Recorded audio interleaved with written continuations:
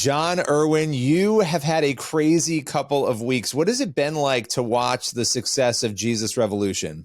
Well, what I love about the movie is just the amazing timing of the release. I originally bought the Time magazine articles in my bag, literally the Time magazine cover story in 2015. And I've stayed with it that long. It was just something I got thoroughly fascinated with. I'm just curious by nature, and so I started really studying this last revival in America, and I felt gypped. Like, why can't my generation experience something like this? We needed, it seems like such a similar time. And that was in 2015.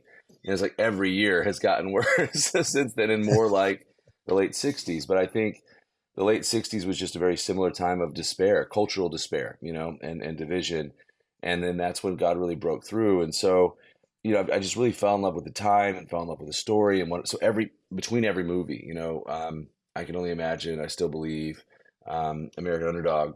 I've been dreaming of getting this film made, and we tried to get it made before COVID shut the world down, and it was one of the more disappointing moments in my career, because the movie, I still believe, was number one in America on Friday night, and all theaters were closed on Tuesday or Wednesday of the next week, in a way none of us could have predicted. And the movie, Jesus Revolution, was literally like 3 weeks from shooting. John Gunn was directing, my co-writer, and so just to see that God had a plan for this movie, and to see, I was talking to Dallas Jenkins about it as the movie was releasing. It's like we did not strategize or plan for, like, hey, Dallas, you do Jesus walking on the water in early February. Make sure that Friends buy Super Bowl commercials in the middle, and then we'll anchor the end, and we'll just make it the month of Jesus. We'll schedule a revival at Asbury in the middle, and that never happened.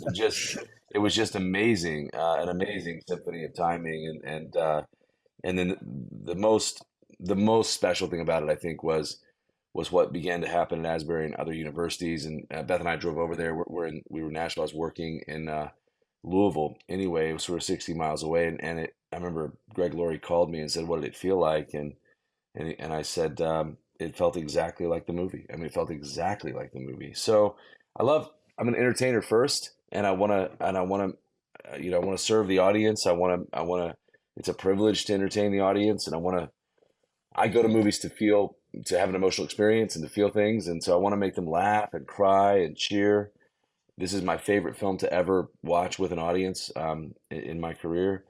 But then to see it really connect and be useful, because there really is a movement behind the movie. And the simple theme of this whole journey has been, if it happened then, it can happen now. And so to see that start to take place even before the movie released was just such an amazing thing.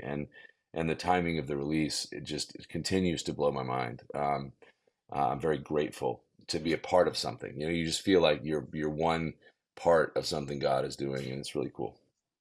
Well, it's especially cool when you share that timeline too, right? You wanted this movie made years ago. You've been kind of working on it for a long time. You were dreaming of it.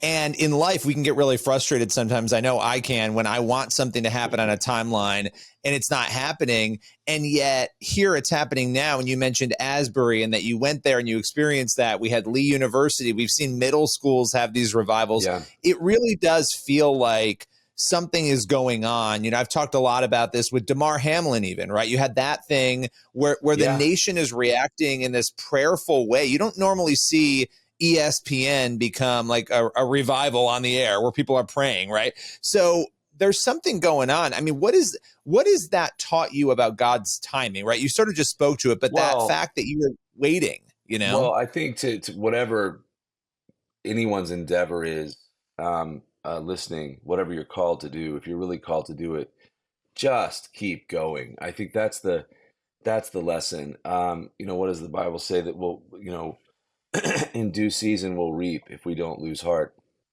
I think there are far few failures in life as there are just people that quit too early. And what I've learned is that if God's calling you to do it, it's going to take way longer than you think. There's going to be many twists and turns. There's going to be many disappointments along the way, but just keep going and don't quit. And I have found that God's timing for something is perfect. And this is Kelsey Grammer became available to be a part of the movie, as did Jonathan Rumi from The Chosen, and then everything just sort of synergized in a way none of us could have predicted. And so that wouldn't have happened on the previous, version of this movie.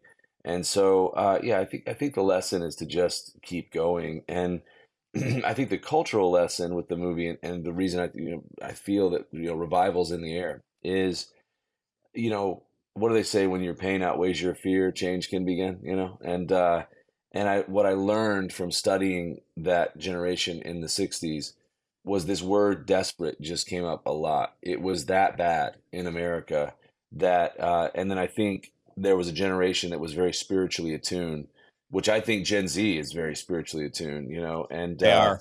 Yeah. they back then they just went to the wrong wells. And so this, they had such hopes in this hippie revolution and free love, drugs, and rock and roll, and LSD specifically is this quest.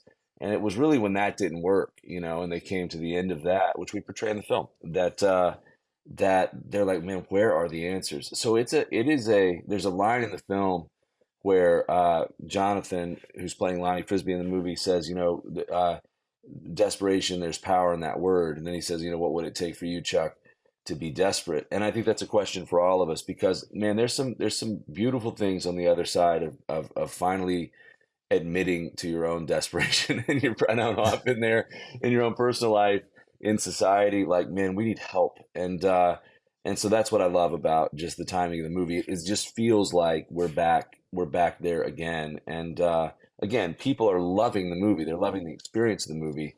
But I think everyone goes out of the theater thinking, man, I want to be baptized, or I want this to happen in our time. And it's cool to see the movie take root in people's lives, and people say, let's have this happen again in America today. Yeah, I mean, there's so many people. I think we're dealing with different issues. There's a crisis of identity. There's the God of the self. We have all these things happening today with young people, and it's so easy to become so negative about it because it's overwhelming. I mean, you turn on the news, you watch it for 10 minutes, and it's like, this is awful, right? But then seeing, and that's what I loved about the film, that, hey, this isn't new. There's nothing new under the sun, like Scripture tells us. Mm-hmm. And the problems might change, but the same human condition is there, and yet the same solution is there. And that this has happened before. And then to see, again, that timeline, we can't overemphasize that enough, of God actually pouring out on these university campuses. And I think we're just beginning to see what is going to happen here. But I'm sure you've heard a million stories at this point about the impact. What has been maybe one of the most moving things you've heard about how this film has impacted a person or a group of people? I mean, I will say this. I've never in my career seen so many stories on social of people using the film and lives being changed after the film. We call a film like a setting of volleyball that someone else spikes, whether that's a pastor, youth pastor, mom and dad. It just, the right story opens up your heart to really re-examine the way you think and believe. It's why Jesus told parables, really simple emotional stories, and then he explained their truth. And so we're sort of like an Air Force, the work has to happen locally, and but we can accelerate it. And so I've seen posts of people getting baptized in fountains outside the theater, or in a lake the next day, or like a spontaneous praise and worship service starting in the theater, and then prayer happening in the theater long after the movie wraps, to just personal testimonies of one guy that was just really struggling with an addiction to drugs, and felt delivered and healed, and is getting the help he needs. And like, I've never seen stories like this before.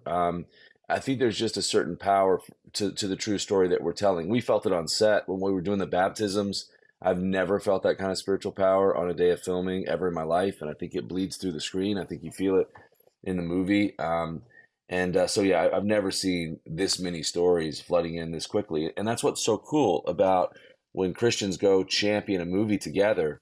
Sort of like Josh in the Battle of Jericho. The last step for the walls to fall down was everyone had to unify their voice, and when we do that, we create a cultural moment.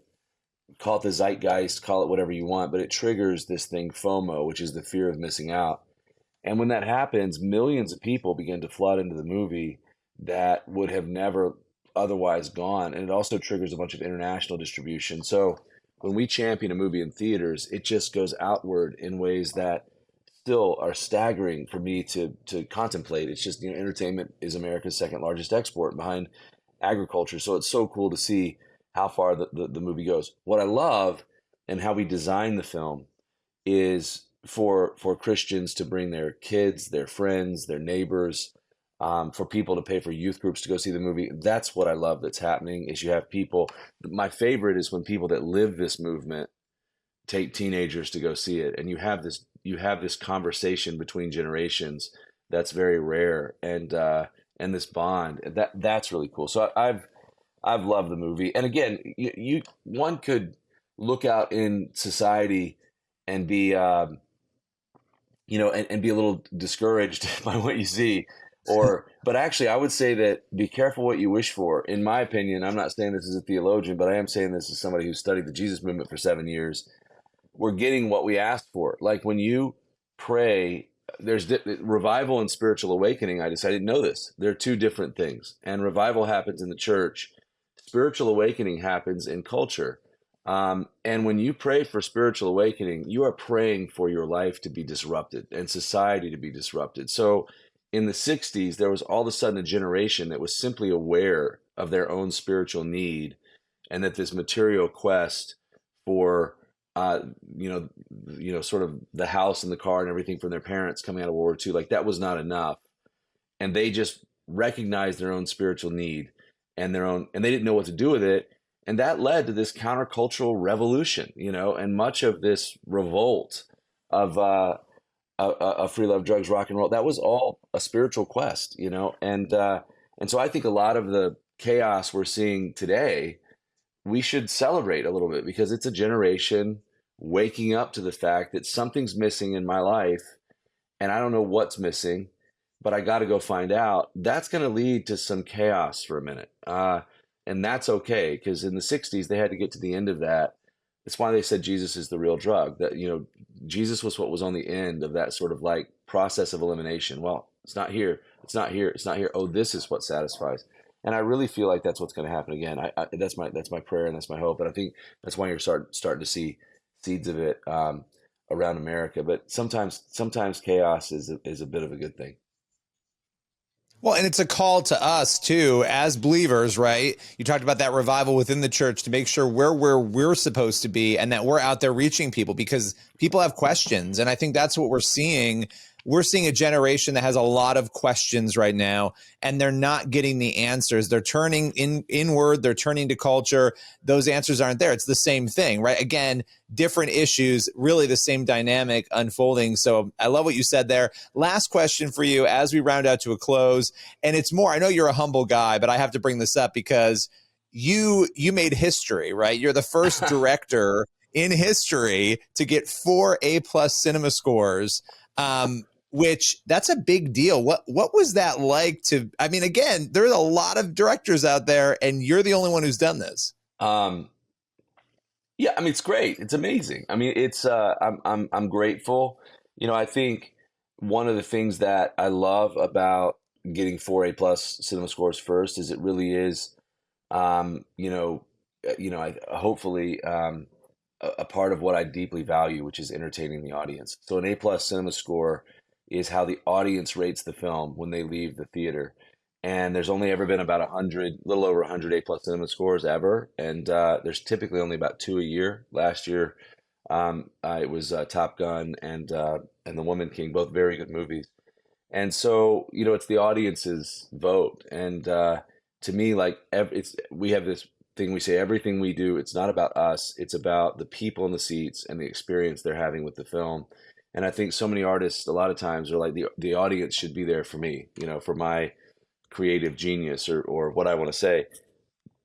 I don't think that's true at all. I think we should be there for the audience, and it really is about the experience they're having in the theater, and the fact that anyone would buy a ticket to my film when, Avatar is next door and it costs the same amount of time and the same amount of money, but it costs like $250-300 million to make, and people would instead choose to go to my movie is incredible. And I'm so grateful that they're there, and I just want to try and do everything possible to try to entertain them, and then by entertaining them, really give them something that I think will change their life. And that's why we love true stories, because if it happened to that person, it can happen to me. And so it's great. So of course, it's amazing to. I think there was a Daily Mail headline that said something like, I had what Steven Spielberg didn't have. Like, my name is in a headline with Steven Spielberg. Oh my gosh! But this is just one measurement. But what I love that it says is that we should first really strive to entertain and really love the audience and consider what we do a privilege, and the fact that then the audience would vote in this way, and in a way that has not been done before, is just it's a privilege. It's amazing. It's amazing to think about it. And then also, I told someone, I'm like, yeah, this is indeed the fourth time that I've taken credit for the amazing work of others. It's like I have such great teams and a great co-director in this case, Brent McCorkle, and he's a hippie at heart, and I love him, and he was the perfect partner on this film. And so this is really a team. I think that the uniqueness is that I've been on four teams, that have been awarded an A+ cinema score, but that cinema score is definitely a team effort, and something that we should all embrace together. And I'm grateful that again, that the audience loves the film, and that typically means a film plays in theaters for a very long time, and that more people will see it. But I'll say this: I've never I don't know what it is about this movie. It's like there's something like beyond the film. We tried hard. We did our best. I'm grateful. I'm proud of what we made. Um, Typically, after a film is made, I don't watch it for years. After it's, because all I can see are the flaws. This is the first time that I just really enjoy sitting in the film with an audience. This is my favorite experience ever, to just sit in the theater. I've never been involved with a movie where they cheer multiple times during the film, and I don't know if it's just like because the idea of the movie is so timely, or if God is just doing something beyond the experience of the movie. Certainly something that we felt on set while making it. But it is just an absolute joy to watch this film with groups of people. And so, I keep going back. Beth and I keep going back to sort of experience it. And it's an amazing experience with an audience. So yeah, the fact that the audience would give me something that is a first time for our industry is amazing. And I'm grateful. But I think my takeaway is, for other artists out there, just value the right thing, which is value. You are there to serve the audience, and serving the audience is a privilege, and value that above all, and then success will come. And I think a lot of Well, times it's reversed. I love that you said that. And it's been fun watching you over the years, becoming friends with you, back to October Baby, film after film, seeing how hard you guys You've been there work, since the the beginning. dedication you put into Sure. it, putting Yeah. putting the gospel first and doing the work that you do. I appreciate your time, Jon. Yeah, great. Good to see you again. I'd love to hang out in person sometime soon.